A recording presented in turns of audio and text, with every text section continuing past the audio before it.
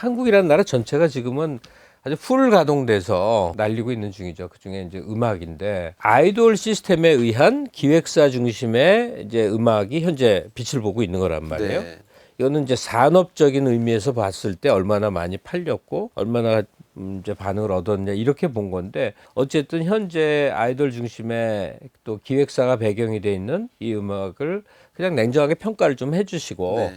또 앞으로 어떻게 흘러가게 될까 이런 전망도 좀. 최근에 이제 제 옆에 이제 송창기 선생님이 계시고 그분 세대의 음반 산업에 대한 현황을 듣고 음반으로 당신 몇 장 팔았어요? 그러면 2만 장, 3만 장 이러다가 80년대, 90년대 넘어오면서 김건모 넘어오면서 이제 100만 장. 뭐 200만 장 얘기하다가 지금은 앨범이 안 나가다가 아이돌로 인해서 선물 세트처럼 사진을 많이 잘 찍어서 포장해서 그걸 팬들에게 선물하는 개념으로 이렇게 하는데 많은 생각이 들더라고요. 어떻게 보면은 70년대 마지막 단계서부터 80년대, 90년대, 2000년대, 2010년대까지 이제 왔는데 예전엔 뭐 자연뽕이라 그러죠.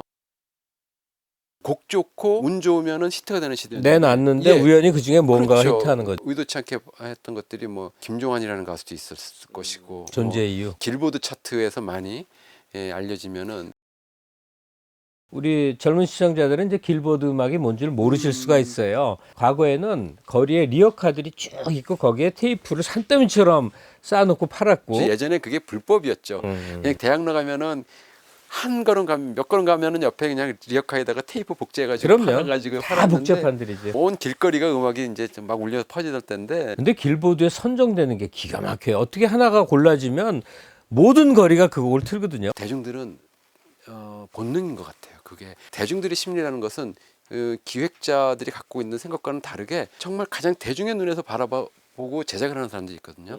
그런 사람들은 주로 성공을 해요. 근데 그러다가 SM이라는 기획사를 통해서 점점 기획사가 대형화되면서 시스템화되면서 지금 생각해 보니까 SM 태동 당시에 이수만 선배랑 이수만 회장이 가수였다는 걸 모르는 사람도 많더라고. 행복 그 굉장히 히트했던 노래인데. 그쵸 사랑하고 뭐 그런 것도 있었고 그분이 그때 앞서갔던 것 같아. 저렇게 못생겨도 유명 가수가 된다. 뭐 그때는 다 잘생기지 않았었지만 근데 지금 돌아보면은 이수만 선배가 선견지명이 있었던 것 같아. 시스템에 대해서 제가 그때 립싱크에 대한 이야기를 했었어요. 형 립싱크는 죄악이죠. 이수만 선배가 립싱크를 못하게 하는 방송은 안 나가면 돼요. 사고가 다르다라고 했는데 나중엔 이것이 뭔가 방송 매체의 시스템의 변화, 미디어의 변화가 올 것인 걸 예상했던 것 아니 그러니까 같아요. 이수만 씨는 비주얼이 예. 훨씬 중요해진다는 네, 맞아요. MTV적 관점을 미리 간파를 한 것 거죠. 같아요. 예, 그래서 예. 우리는 음악을 잘하면 된다라는 것이 우리의 보통 고정관념이었는데 음악을 잘하는 것보다도 뭔가 비주얼적으로 지금은 이제 뭐 보여지는 것이 거의 다니까 이렇게 가야 된다는 것을 이제 미리 보고 만들어졌던 것 같고. 아니 그래서 그때 송창식 씨가 라디오 음악 프로에 나와서 조용필을 얼마나 디스했는지 아세요? 제가 들었다니까.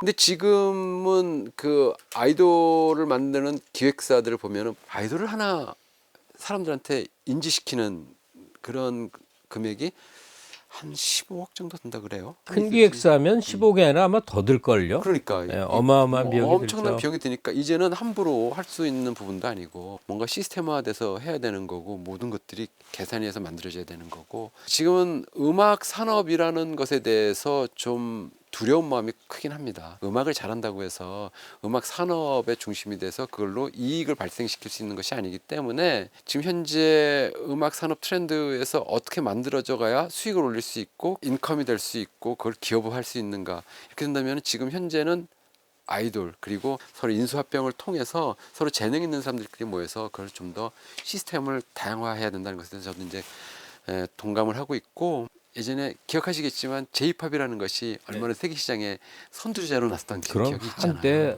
지금의 K만큼은 아니어도 어마어마한 어마어마했었잖아요. 기세였었죠. J-팝을 영향을 안 받았다고는 얘기 못 하거든요. 그럼요. 우리 K-팝이 나중에 세계 대중문화에 어떤 흔적은 남기겠지만 지속 가능하겠느냐라고 봤을 때는 그것에 대한 대안을 또 만들어야 되는 거고. 아니 그러니까 K-팝하고 코리아 뮤직이 딱 똑같은 건 아니란 말이죠. K-팝이라고 딱 장르를 좁혀 놓으면 댄스 뮤직, 랩이 들어가고 비주얼이 중요하고 군무에 뮤직비디오가 주로 이제 온라인으로 전파가 되는 그렇죠. 이런 특유의 그게 있단 말이죠.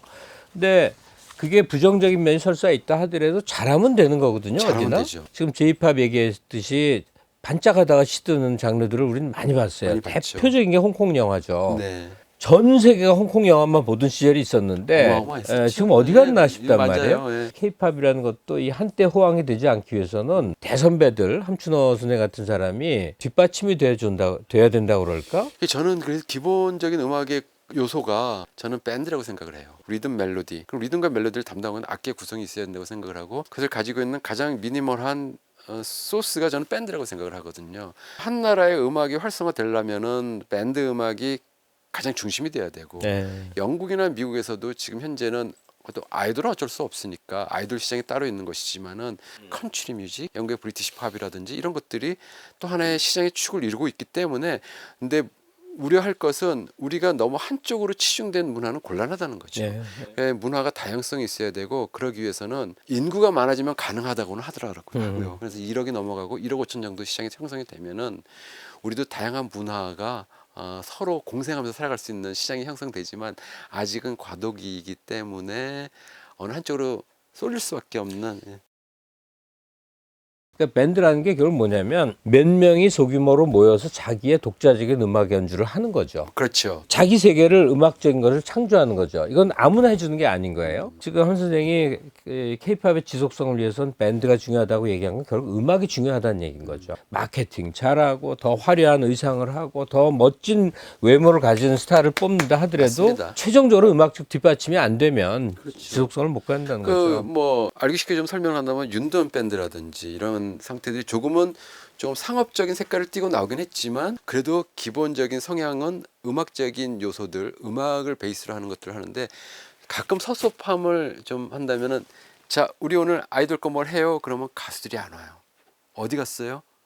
자, 안무 연습하러 갔어요. 물론 다 중요해요. 다 중요한 부분이긴 하지만 왠지 이게 음악은 별로 중요하지가 않고 다른 보여지는 비주얼만 음악이, 이제 그게 중요한가? 강조하는구나. 라고 하는 것 때문에 조금은 회의감이 들 때가 있는데 그래서 네. BTS가 왜 인기냔 말이에요.